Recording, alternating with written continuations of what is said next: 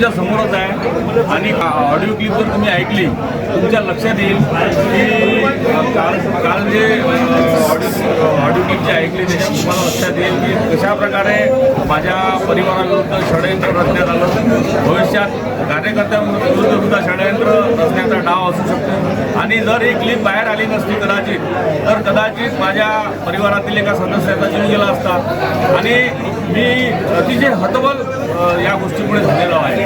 आणि जे स्वतःला गाडगे बाबा समजतात, स्वतःला समाजसेवक समजतात, त्यांचा सुद्धा दुसरा चेहरा हा जनतेच्या समोर आलेला आहे की हा व्यक्ती राजकारणासाठी कोणत्याही स्तराला जाऊ शकतो. गेल्या 20 वर्ष जनतेने त्यांना दिलेले असताना त्यांचं समाधान झालं नाही का?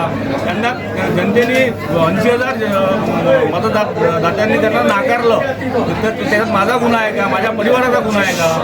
मी एवढंच सांगू इच्छितो की माझी मागणी या दरम्यान त्यांनी टिप्पण उडवण्याची, त्यांनी अश्लील या गोष्टी करण्याची, त्याच्यानंतर माझ्यावरती महिला वगैरेचं प्रकरण हे करण्याच्या दृष्टिकोनातून या सगळ्या गोष्टी त्यांच्या क्लिपमध्ये असल्या कारणाने ते भविष्यात करू शकतात. त्यांचा तो प्लॅन होता, त्यांचा प्लॅन आहे. त्याच्यामुळं मी मागणी करतो की त्यांनी टिप्परचा उल्लेख केला तर अशा टिप्परने त्यांनी कोणाकोणाला उडवलं किंवा अशा प्रकारचे जीव त्यांनी घेतले आहेत का? प्रशासनाच्या शासनाच्या सत्तेत असताना त्यांनी दबाव टाकून अशा सर्व प्रकाराची चौकशी करण्यात यावी आणि मला